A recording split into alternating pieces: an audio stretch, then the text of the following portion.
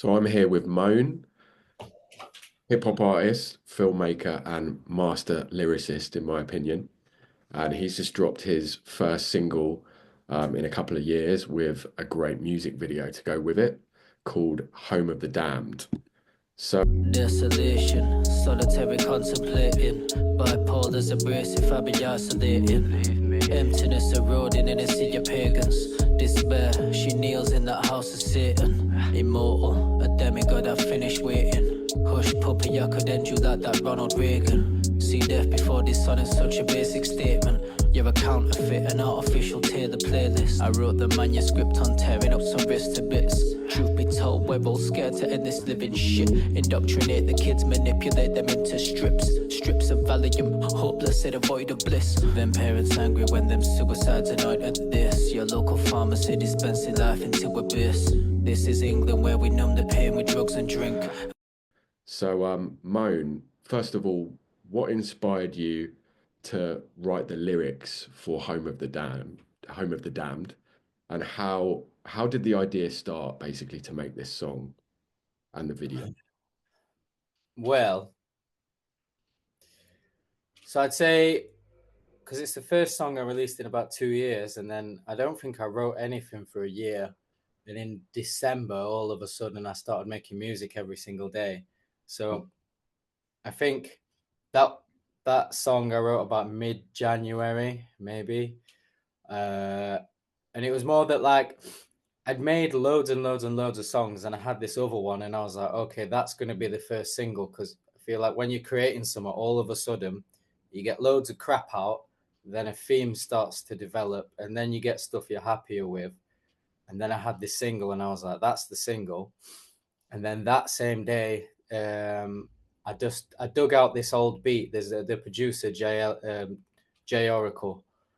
I found like an older beat because he had sent me loads of new stuff, and I was like, fuck, that sounds perfect. And I'd been listening also to a lot of Lee Scott,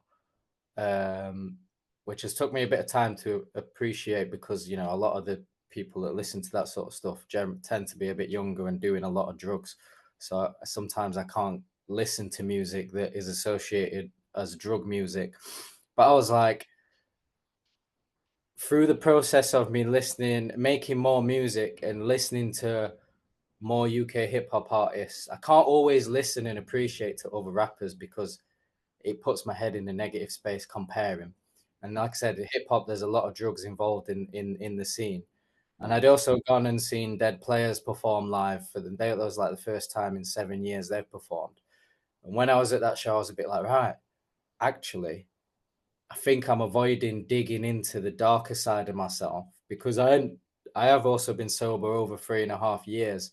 And I think sometimes I'm avoiding channeling that dark energy that I used to have. And by being at that Dead Players show, I was like, right, actually, I still have a desire and need to dig right into that, like more like I'm a very psychedelic person. And I did a lot of trips. I enjoyed tripping, and there was a lot of dark stuff I went through, and I think maybe I was avoiding putting it in the music, but then I realized it's a big part of who I am. And that beat kind of allowed me to write that. So that's how that song came. It allowed me to connect to the part of myself that used to be self-destructive and used to do drugs and used to be really involved with the scene, and I channeled it in a kind of like, also a lot of people don't understand what I think UK hip hop, it should sound like the country we live in. So, and I think that song, it sounds like dark, grey, overcast, depressing, like bad economy, no money, mental health. And I stuck with the theme of being like this sort of lonely demigod. And that's how as soon as the phrase like lonely demigod, I kind of just ran with that, to be honest. Yeah. And that's it. Yeah, I think you're right with the beat, the production. It is very UK hip hop, in the sense that it's, a bit gloomy, grey, like you said.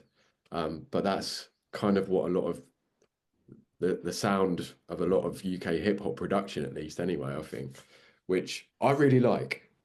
And yeah, I think you channeled that really well. So you found that beat and it just helped you express that side of yourself, the darker side of yourself. Yeah, 100%. And I said to a friend of mine, like, I had like some people. One of my friends was like, "Oh, you should make a more pop song," because he's not from England. He doesn't really get it. And I was like, actually, it was really important for me. I didn't want to show it like it wasn't about like I could rap in double time if I want. I could switch up the flow loads but it was about representing me, my darker side, the UK and the landscape, and actually just keeping it really simple. Yeah, Um, yeah. yeah. I think you've done that really well. And, you know, um, showing the UK, the landscapes, which you do in the video, really well. Um, it all kind of comes together, like you just said in the video. Yeah, Uh, and I overthought it so much. Like I just had to really making the video. I had to just let go and be like, you know what? I had that. I realized I couldn't really. I was worrying about the video so much, and I thought, you know what?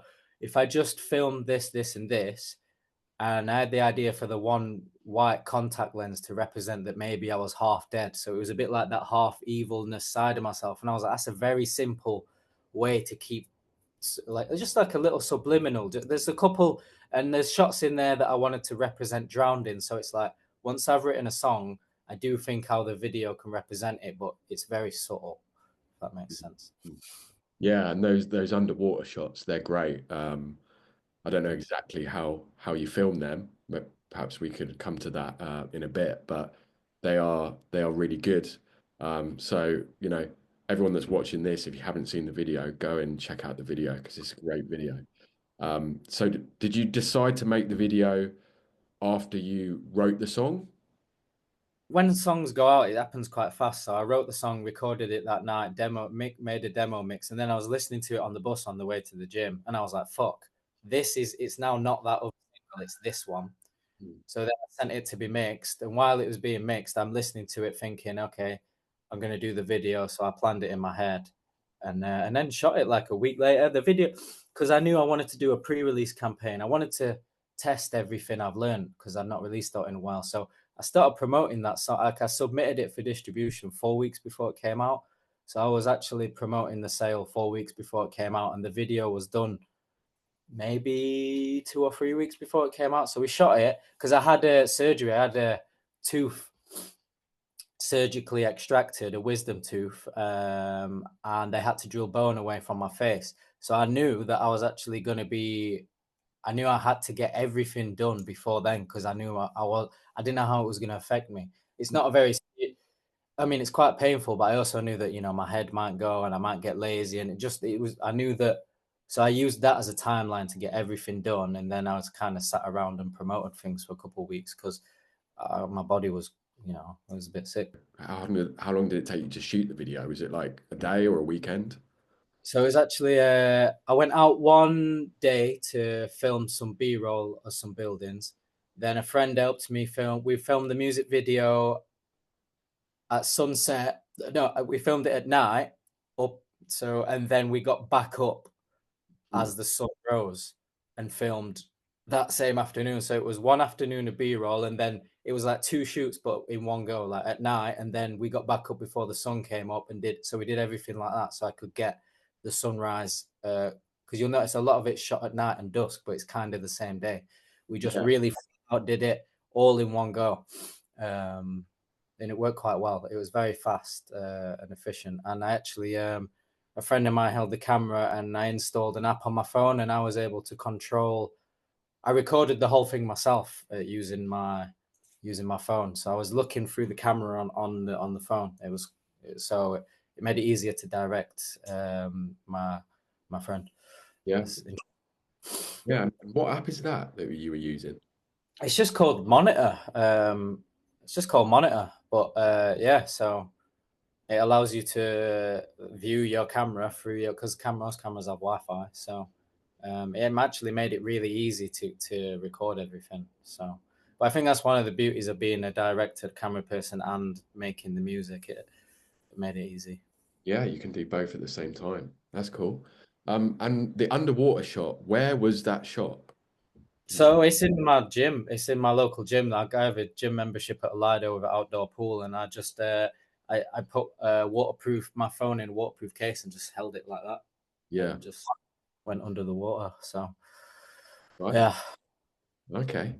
Make it sound easy. I wouldn't know how to do any of that kind of stuff, but I guess it's not. yeah, yeah. I mean, I've been filming videos for a few years, and I just kept it really simple. And as much as I hate to admit it, new phones are quite capable of shooting high quality footage. Yeah. Yeah, I think that's true. Um, so in terms of the lyrics of the song, Home of the Damned, if you could share one set of lyrics from the song that kind of mean the most to you, what would they be? I know you mentioned Demagogue earlier on, but Desolation, solitary contemplating, immortal, a demigod, I've finished waiting. It's kind of like all very cryptic, but straightforward because it's like I kind of wanted to sit how I feel. Like it was very much like I've been sat waiting to release something for 2 years. Like I'm very aware. I'm quite a spiritual, nice, kind person. I want the best for people in general, but I come from, unfortunately, like you are in hip hop for a reason. Like I don't come from a life of silk sheets and riches and mental health. I've always suffered. It's like I'm in the best point of my life, but also I come from a very dark place, and I think, the fact that, I've kickboxed, done karate, Thai boxing, I've always been around boxing. I like to be fit. And I think that is something discipline is missing in hip hop. So I just kind of really wanted to make a statement of, look, I'm kind of like a clean, nice spiritual vessel, but don't fuck with me because I have the potential to be a really evil bastard. And I've yeah, been sitting waiting to put music out, and I think yeah, that the first couple opening lines were important to kind of say that. yeah, And then it's also like it is a bit more maybe like tender and emotional. It's a bit like that. And then each verse has something quite different. Like yeah, the first verse is very like good, evil, don't fuck with me, blah blah blah. The second bit's a bit more like trust and friendship and love, and then the third bit is a bit more um like Jesus rising from the dead, because I mentioned some stuff like that. So it's very woven in like that. and it's a great juxtaposition that you've mentioned, like, a good spiritual soul, but you've also got this other side. And Home of the Damned, because you talk a bit about kind of, I guess, UK culture or society. Um, so does Home of the Damned refer to the UK itself, or is it more kind of related to you, or is it both? The UK in general, more so, because I really do feel like sometimes I always describe living in the UK as a bit like being in the Simpsons bubble. Like I really, I really do. And I also saw it's just a meme, and it's like if you made it to this age and you haven't become a conspiracy theorist, you're a bit of a retard. And I Okay. really feel like you know living in the like we're in the middle of every kind of economic crisis. We're in a housing crisis, we're in an unemployment crisis, we're in a homelessness crisis, we have drug crisis. Like if you're not from the top wealthy percent of UK earners, or you've not got generational wealth, you're kind of fucked right now. Like we're really all struggling. So I kind of see the UK as, sometimes I get a bit bogged down because it's like the government has really refined us into just being worker bees and worker slaves, and that's been a recurring theme in the last few years. As I've got better and more stable, I've realized, fuck, it actually just is hard for everyone to survive right now, and this country has really nailed um, forcing people to work a shit job for shit pay, to live in shitty living conditions, and some people are still brainwashed into thinking that's the answer. So I just really wanted to channel that sort of suffocation, I guess, into the song. Yeah, yeah. Well, I think you've got a point. Definitely over the last few years, it feels like that more and more. I would agree with you myself. Um, and it's good. It's good to talk about that and express it, like you do. Um, and who is the person speaking at the beginning and end of the track? I'm just curious, who that is and what his significance to you and your music. What is his significance to you and your music? That was my friend Dutch. He's a coach that I met in a boxing gym in London, and we've remained. He's actually open. So it's funny. He's opening up his own gym, and he wants me to work for him and become a boxing coach down there. Mm. And he helped me move into my flat. And when I moved into my flat, it was my also timed with my 3 year clean date. So he sent me that message. That's what it's about. He was like, "Oh, I like you because there's no bullshit and good and you know." Just yeah, it was just like a nice moment. And if I get a message on WhatsApp that is quite nice, I download it and I keep them to put in my songs. And I think it worked quite well because like I said, just with what the song's about, Mm. um, and him saying that there's no bullshit there because I think in like I said in hip hop and in life there's a lot of bullshit. So Yeah, that's true. But that's a good idea. I like that. Downloading messages to keep them for songs and stuff. That's a good idea. yeah, I'm kind of running out. I haven't been downloading them, but I generally for the last 3 years I've always kept like a catalog, or when I'm doing a project, I go into my WhatsApp and download, and I just keep the good ones. Yeah, that's good. That's very real. I think that certainly adds a big element of authenticity to your music, which is great. Um, and the video for Home of the Damned, um, what would you say was the biggest challenge recording and or editing the video? And how did you overcome that? What was kind of the hardest thing about making it, would you say? To be honest, it was more just my own head. I really overthought it because I felt like I wanted to get it some out ASAP.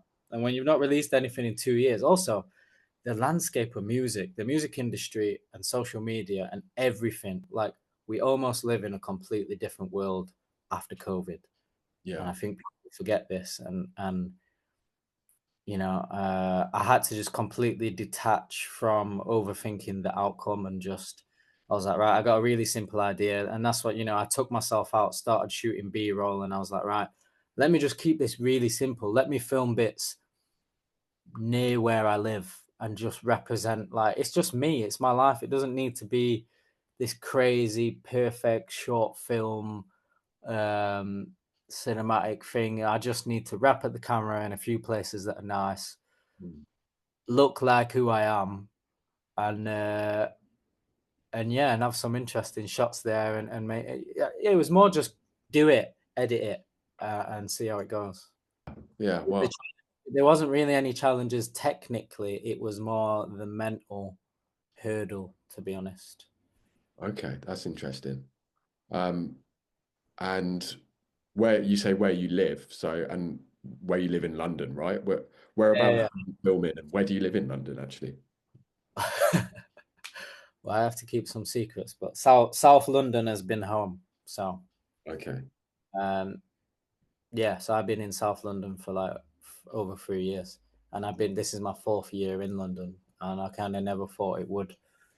Yeah, it's just interesting how it happened, to be honest. So I'm quite lucky. Like I said, I've been in my own place for like the last 7 months, and to have my own place I'm closest to the river. Let's say that I'm quite grateful, but I feel like I worked very hard to be here, and so yeah, I did enjoy filming the video. Yeah.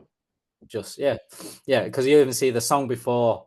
It's a couple of years ago. That was also shot in South London, and I think South London works with who I am from Sheffield as well as because um, Sheffield's another place that's super divided. You and like London, you have places of poverty and people and places that are rich Mm. side by side, and it's a bit like that in Sheffield. Yeah, yeah. Um, and you said you enjoyed making the video, obviously. Was there a particular part of the video or a particular shot that you enjoyed the most doing? Uh, trying to think. I don't know. I mean, filming under the water was difficult.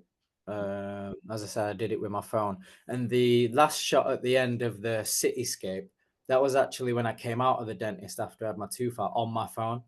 Right. And what I've done on the phone is I've got this app where you can um, hack the settings to make it more the footage higher quality and more cinematic, so you can color grade it. And I realized the camera is a little bit like a B cam, so Hmm. um, so I quite enjoyed shooting some stuff on the phone and then putting it in.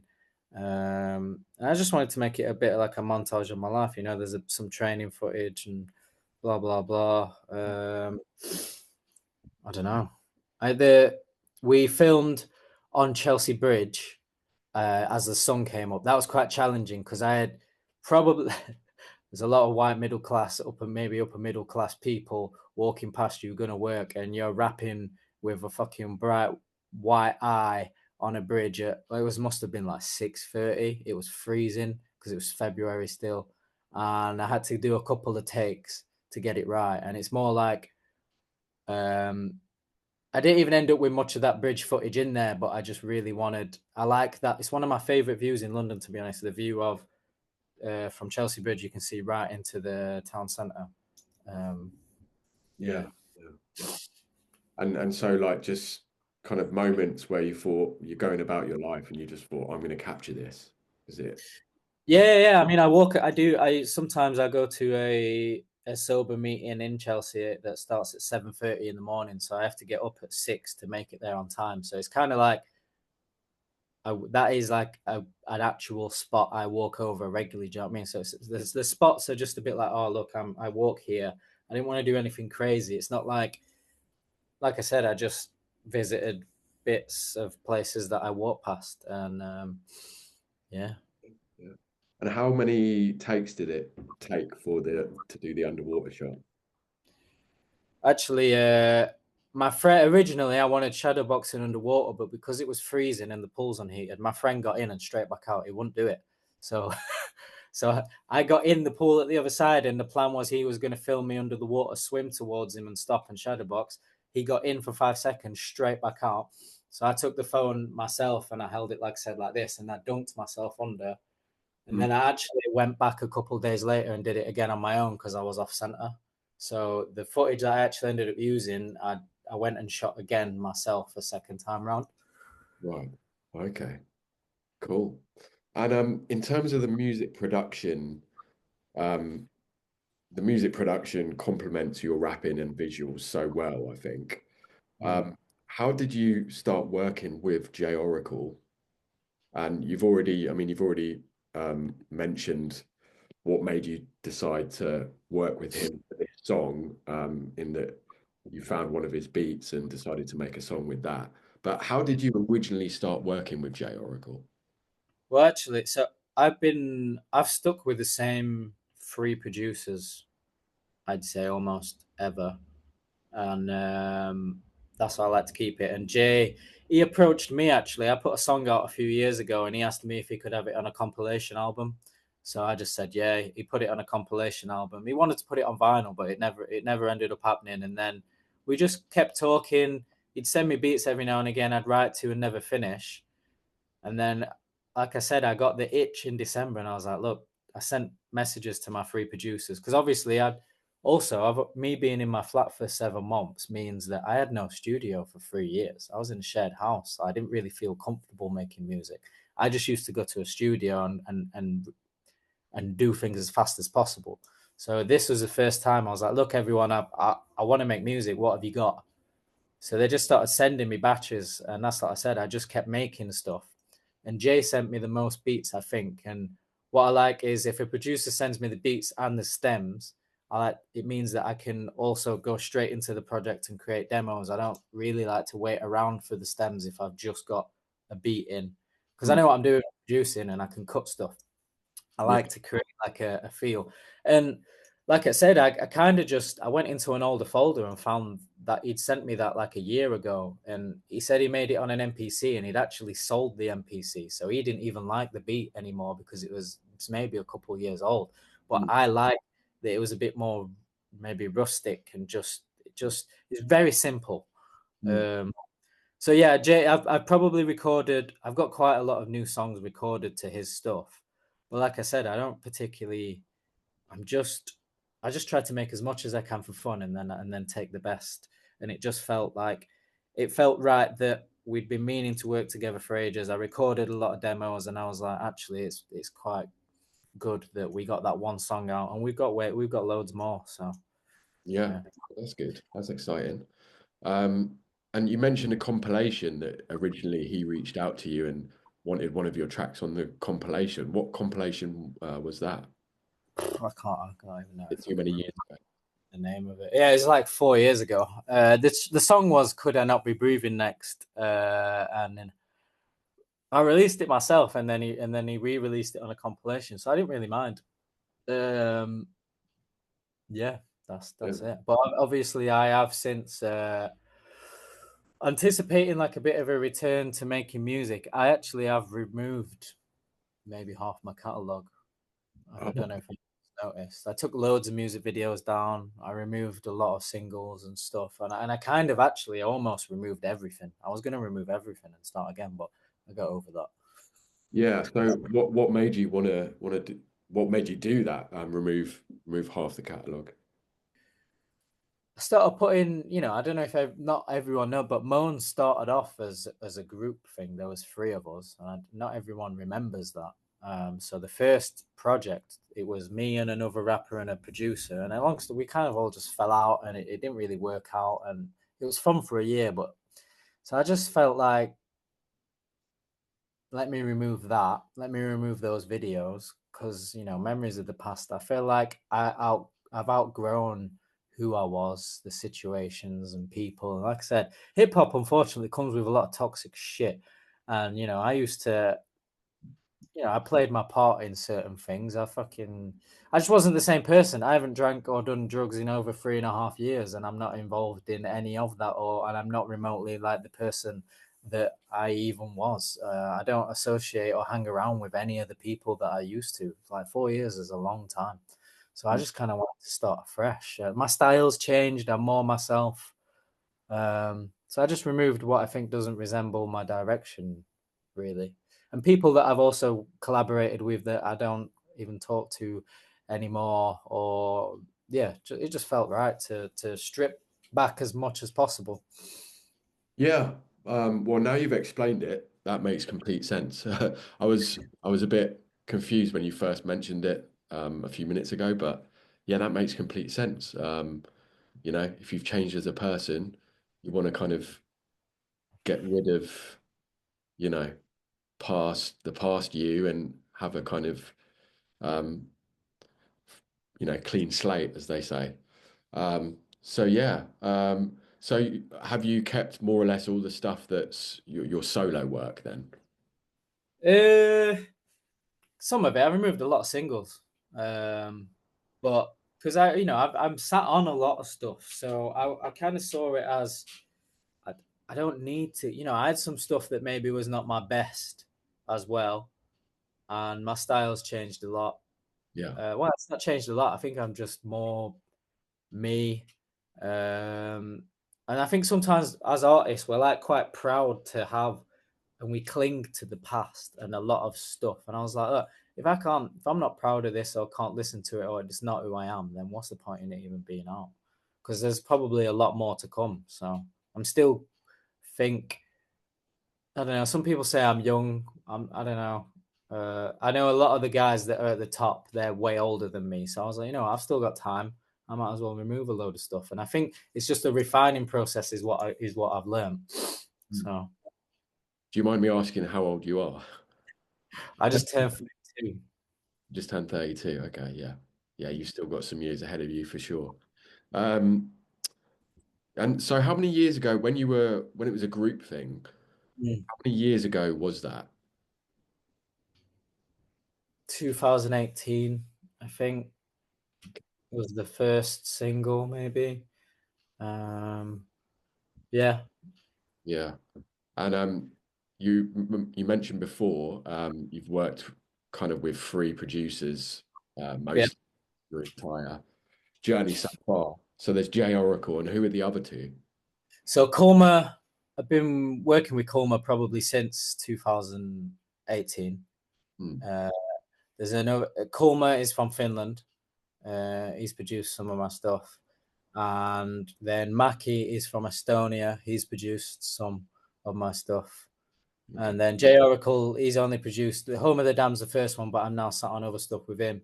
And then there is another producer called Sim. We have one song from an EP of mine, but we've been wanting to work together for ages. So now we're trying to make some stuff. So it takes time, and I'm I was very convinced when I took a year's gap. I was very convinced that I only wanted to self-produce because there was a very particular sound I wanted, but it's inconsistent. I'm not managing to make as much stuff, but I have got a few self-produced things that I'll put out. I'm just not totally consistent, and it's not like my main skill, so it's taking a bit Yeah. of time. Okay. Yeah. Because I was going to ask you about self-produced stuff. If you've done any, if you've produced any of your own singles previously. I Um, have under a different alias. okay. And what's that alias? I don't know. It's, You don't want to say. Okay. Fair enough. I mean, I was just a bit curious. I'll send you. I can send you some stuff. But if you've been on my YouTube, then there's still some older stuff there that I haven't removed. But yeah, I've self-produced a little bit, but not as Moan. Not as Moan yet. Yeah. Okay. But you are planning to, in the future, probably put out some of self-produced stuff. Yeah, I've got one finished, which actually I've already shot a video to. I just never got it out. Or I hadn't edited the video, and I suppose it's a good time to tell you in this interview. I'm being given some funding to release an EP, so that's what I'm going to be doing. Like this month, I'm going to be trying to finish, and one single on that's going to be self-produced. Excellent. Yeah. Well, we'll talk about more about that in a minute. So, if you could change one thing about how the government are running the country essentially today, or let me rephrase it, if you could change one thing about the UK, our society in the UK today, um, what would that be, and how do you think the government could improve the lives of artists and creatives in the UK? I mean, there's no one thing I can think of because there's so many that kind of all work together and it's all totally fucked. Probably, um, I mean, they've talked about it for years, but I didn't introduce a national living wage, so it'd be like a benefit, but a living wage, and it'd be a lot higher than what benefits are because I don't know if people know exactly what you're expected to live off month to month if you're unemployed or if you're signed off sick or if you can't work. It's incredibly low and people die. Um, so introduce something like that to take the pressure off people to actually work as like I actually think that people shouldn't have to work. I think the mindset of people thinking, "Oh, I'm better than you because I work," is totally wrong and everything backwards about our society. I think it's people become so proud of like, "Oh, I work for my money," or "Oh, I work for this, so I deserve more than you." But it's like realistically, a spiritual human being, like I think mental health issues are a manifestation of being forced to do things that you wouldn't do. Like Mm. especially as a man, like I'd be sat around in a cloth with a stick, maybe going hunting, bashing a rock, like building things with my hands, running around in nature, hunting, fishing, fighting, fucking. I mean, not necessarily. I'm a bit more evolved than that, but I think that we should have the freedom to only do and pursue the things that we want to do. But of course, society has to work and function, Mm. but we're at a point now where it could take care of itself. So introduce a national living wage. So if you didn't want to work, you wouldn't have to. You can pursue the thing that you want to do or work in the thing that you want to do. And housing, there needs to be way more social housing, like a lot more social housing. I'd probably set some kind of limits on, landlords mainly. I don't know, some kind of more I don't know exactly how to word it, but there needs to be way more social housing, and landlords need to be monitored a bit more carefully, because a lot of landlords, they make their properties only available to students because they can avoid tax. Students don't pay council tax or housing tax, so most properties are only available to students. And to sign for a property to rent in the UK, you need to be making 30 times the rent. So in London, 30 times the rent is about a £40,000 salary, but the average salary is still £25,000. So most people have to live in shitty living conditions and can't afford to live on their own. So the top percent of earners are only able to live in their own premises. And even up north, 30 times the rent, it's a lot less, but the salaries are lower. So Yeah, I know that all needs to be completely changed. And like I said, I think I understand the housing crisis very well because I've lived in it. Um, yeah, yeah. And when you said before, like a living wage, you mean universal basic income, I think, right? Um, I think so. Yeah, I mean, I think something like that exists. I don't, like I said, I'm not the best at understanding that. yeah, well, I think that's what you were describing, that certain people want to push through Mm. around the world, actually. It's not even just in the UK, um, of having basically everyone getting a certain wage, whether you work or not. Mm. Um, and, then you can earn more on top of that if you want to. Um, but I yeah. know in it in a few places, I think, and it's been talked about for a long time. But like I said, I'm not an expert in certain. I know certain things. I probably know that understand. I understand housing more than anything. So. Mm. And what do you think is the hardest thing about being an independent artist in the UK? There's no money in it. Not that there should be. This is what I've realized. Like, you shouldn't be. We're in a very privileged position now where I don't think a lot of young artists work hard enough. They think that they can make music for 2 years and that then it be their job, and people should pay them and hire them and this and that. Like, all of the great bands worked for maybe 10 years before they made any money. Oh, I yeah. think, and a lot of there's a problem in a lot of cities, and especially in London, where only the people from privileged backgrounds that can live off mum and dad's money are able to actually pursue being musicians and art. So we're in a place now where I think genres like hip hop and all of the art forms, all of the are actually dominated by only like wealthy, privileged, quite posh people. So all of the people from underprivileged, like sort of urban decay, we're not able to pursue art or take it serious as a career. So we end up having to do it for a passion, Mm. barely put anything out, can't finish a product. And 10 years ago, the statistic was the average independent musician was making £6,000 a year. And I can only imagine that's gone down after COVID. I've told a few people that statistic, and they're like, "There's no way that's true," and that just is. Um, that was the reality of being a musician, and I think funding. I, I've just got £500 to get an EP mixed and mastered, and it's the ninth time I've applied for that. That's took me like 4 years. I've applied for £3,000 several times, never got it, and even £3,000 mix and mastering fees, music videos, advertising, market. It's not much money. When I make a music video for an artist, I charge £500. So like yeah. Um, I think, yeah, making income and support more accessible for artists to kind of fuck about, because when you apply for money, they want so much justification of what you're going to do for it for such a small amount. It's kind of ridiculous.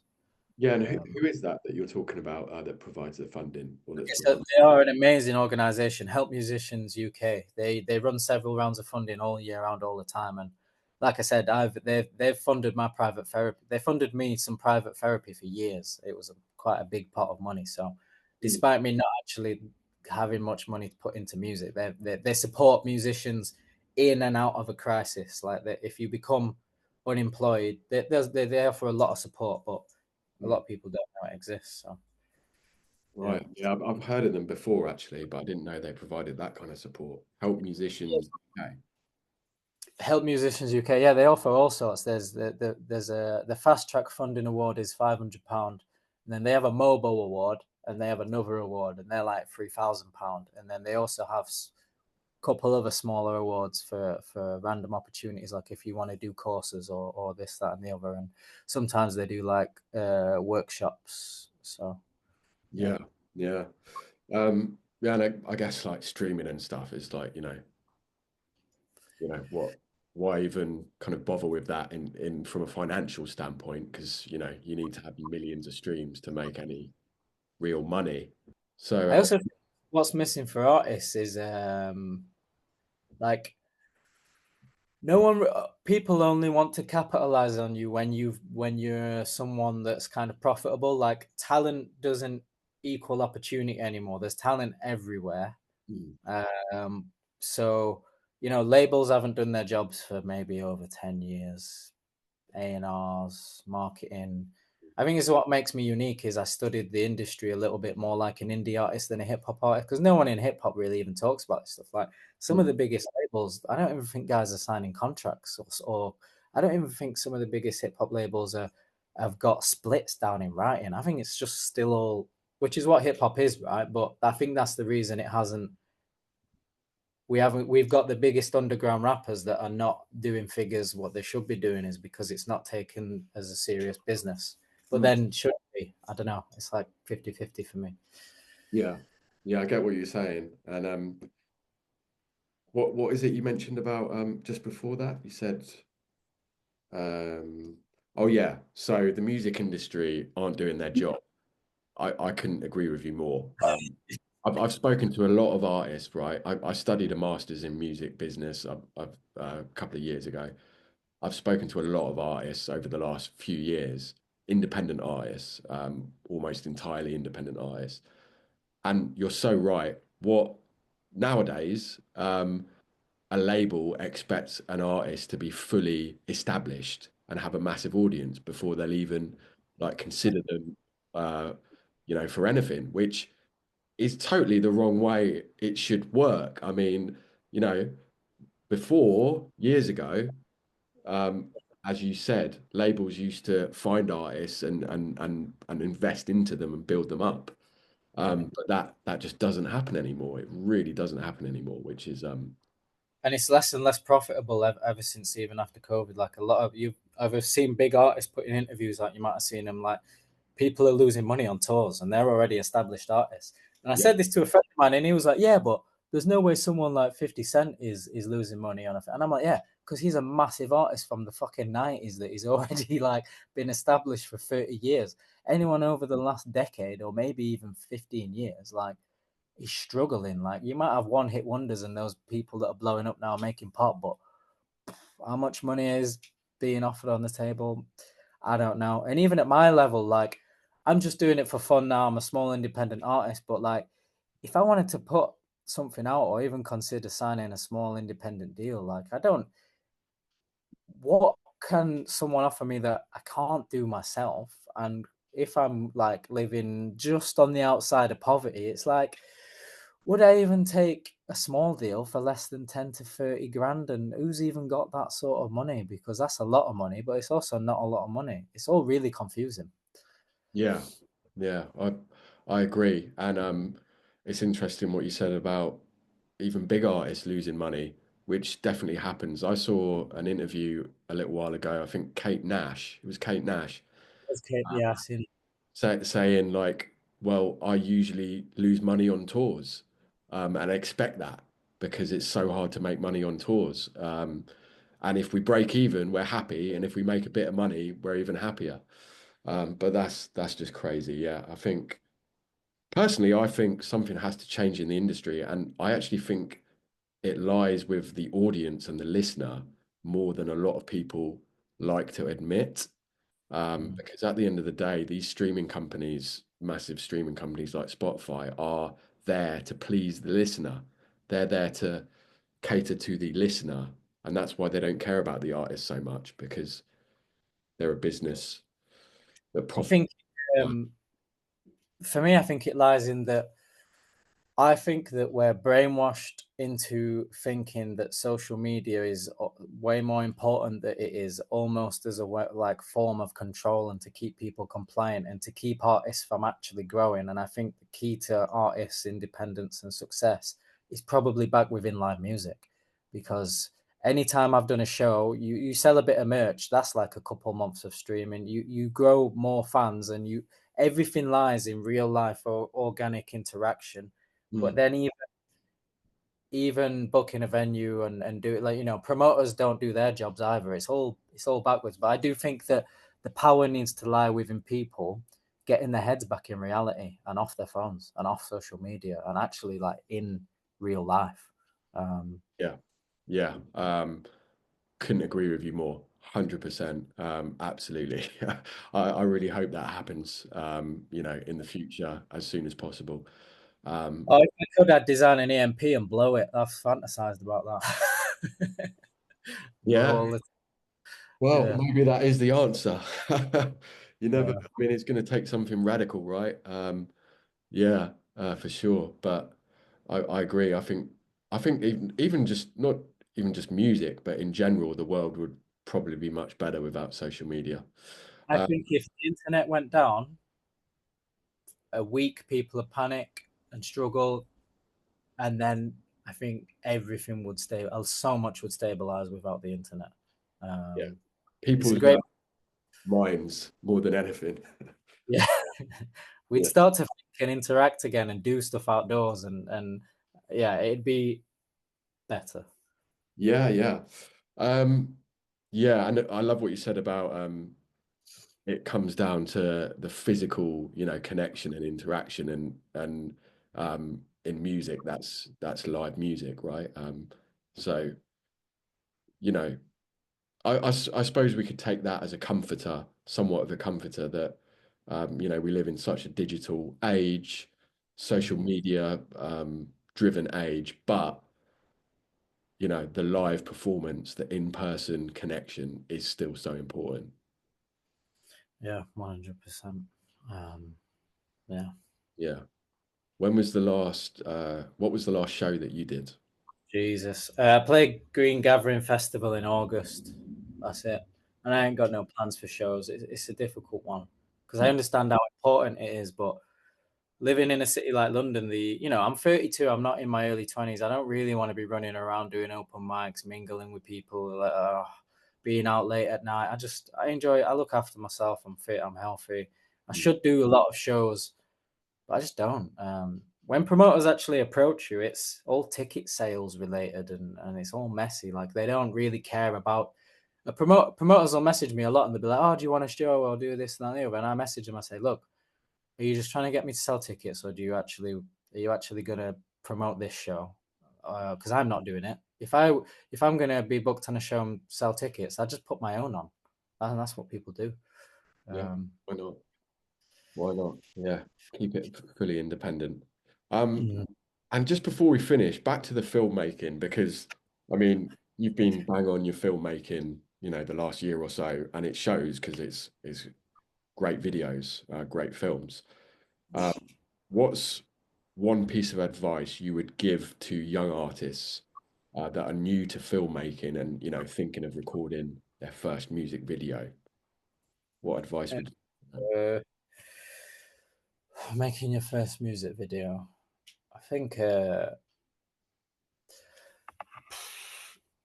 maybe just like keep it really simple, but don't copy what everyone else is doing. Hmm. Because if you think like all rap videos, they look the same. Like, everyone just stick. It's like this. It's almost like they think that a good video is just having a replica of what everyone else has got. But to me, that's fucking boring and doesn't make you stand out. I've simplified my stuff down a little bit. Um, just film something, and if you're gonna pay someone properly to do a proper job. If you want it cheap, do it yourself. Okay, that's Never expect anyone to work for cheap, because they're gonna do a shit job, hmm, or they're not gonna want to do it. And if you're not paying them properly, I don't believe that you're really respecting what they want to do. So it's like, if you're not willing to invest in a good quality piece of art, do it yourself. yeah. That I think that's a great piece of advice. Yeah, if you just want to pay peanuts to someone, you might as Just well do do it. it yourself or invest properly into it. Yeah. So that's a great piece of advice. And then, um, keep it simple, smart. That's obviously smart, and be um, do something different, which I couldn't agree more. So, any artists that are thinking of filming their first video, that's three takeaways for you, big takeaways that I think you should listen to because you're right. So many rap videos are the same these days. They get a load of women in, shake their asses, money, and it's like this is so dead now. This is so done. Like, Or it's guys on pedal bikes, motorbikes, and stood with dogs and yeah, balaclava. I'm like, that is every single music video ever. yeah, exactly. Which is part of the reason when I see your videos, specifically your last video, Home of the Damned, it just caught my attention. It caught my eye because it was different and you were doing your own thing. Yeah, Um, it did do really well. I try not to care about the statistics, but I actually looked at all of my fucking insights and I was like, oh, it's actually done well because it's simple. yeah, It's just simple. it's real. Yeah, and it's like you say, it's your life, it's your environment. So yeah, but yeah, no, be proud of you know, the results, man, because it shows that it's got something for sure. So I think that's a great sign. Yeah, and anyone watching who has not seen the video, go and watch the video, and we'll put the links and all the details for that somewhere below. So lastly, Moan, I just want to ask you what else you've got planned for this year, and also where do you see the UK hip hop scene like 1 year from now? I started shooting a video for a new single. I've already decided what the single is. I've had it mixed and mastered, so I need to submit it. I just want to do the same as I did last time, but I'm actually not going to try as hard. I don't think it's weird. I feel like the video won't be as good, but I haven't actually watched the footage back because just I want to go for consistency over perfection. I think that's more important. I've shot some nice footage, but I kind of just can't see it yet in my head because I think I'm overthinking again the idea. Because I'm just actually seeing more my process as documenting my journey. So if I'm going somewhere, oh, let's get some footage, let's do this, let's just document where I'm going and what I'm doing. Because I'm not treating music like I want to make it or break through or live off it. I'm just doing it for fun while trying to focus on my life, Mm. like my life in reality, and music something I just do on the side because it made me happier doing that and finished. I need to and getting so I want to get a single out ASAP and I need to finalize the EP and get an EP out this year. At the back end of the year, I want the EP to go out. And yeah, like I said, I might be working in a boxing gym that's going to open up, waiting for that to open up that my friend's going to run. And fuck knows, man, to be honest. Like I said, the country's a mess. When I think about understanding where I want to, how am I really going to earn my living? Where am I going to live in the future? And how am I going to create a stable life and still manage to be creative? Because I don't consider myself a super creative person. I work in bursts and not for long. Mm. Um, so that's kind of it, really. Yeah, well, that's good that you've got music that you're intending to release this year and a single as soon as possible and the EP later in the year. Um, Mm. are there any titles of maybe the single or the EP that you're floating There, I around? don't want to give anything away, so I'm very like I've always worked mostly in secrecy. Hmm, Anything I've ever released, even the person that produced it or features on it never hears the finished product till it's out. It's interesting. all the way I've always worked. I've never showed anyone things. My friends, anyone close to me, they never hear anything. No one sees the videos until they're all done. I'm changing a bit. I've been sharing stuff with people close to me. Yeah, Or if someone's at my place, I'll show them something. And, Jay heard the song before it went out. But generally, I'm really not a big believer in share. Like, I don't even think you should tease your stuff early because Most people don't really care, and you're forgot about so fast. Like, I feel like when everything you've got to maximize everything on the day it comes out, because the attention span of people super, even people that really like your stuff, attention span's so short. Yeah, true. Yeah, and in terms of the UK hip hop scene, like a year from now, do you think it's more videos of cash, women, and cars, or do you think it's more people doing something different and doing their own thing? I mean, often, as much as I hate to pay attention to the world of social media, authenticity is becoming bigger. Mm, Uh, so I think there is slight, like, at the pop stuff's always going to be super generic: money, blah, women, drinking, balaclavas, blah blah blah.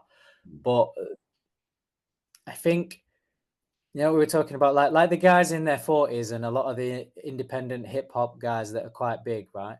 mm, They're all in their 40s, maybe early 40s, mid 40s, blah blah blah. And I was talking to a guy and he was like, "Oh, I hate TikTok, this, that, and the other." And I was like, those guys had a real unique opportunity to get big before they needed to use Instagram and TikTok and things like that. So it's like they've got their fan bases and they've got all that stuff. But so I feel like people maybe in their 30s, I sometimes think we miss the wave because we we're in the middle of all that. And then the people maybe that are teenagers and in their 20s, they're capitalizing on social media because they're in the wave of it.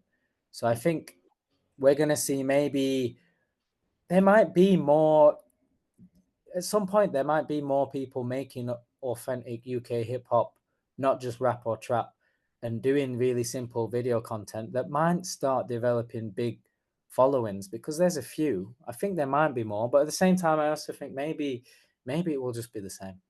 mm, um I don't know.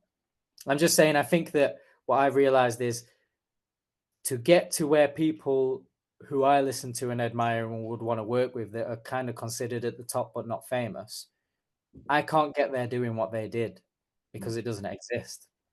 So the younger people, they have to, like, we see it'd be easy to be like, oh, TikTok's cringy or this is cringy. So, but it's like, the reality is the world's different. mm. Like, people have to do stuff to get. Oh yeah, I don't know. I can't necessarily predict it, but I think at some point the UK hip hop sound and landscape, maybe a more golden era, 90s influence stuff, maybe something a bit more or gritty. Music comes back around on itself. So I do think the trap stuff will fade out and maybe more 90s influence stuff will come back, because Mm. that's just the way it works. Yeah, yeah. And I think the realist stuff, the realist stuff is always going to come from the underground. Anyway, as you said. Yeah. So good luck with everything this year with your next single video and EP, Moan, and thanks for chatting to me. Yeah, it's been fun.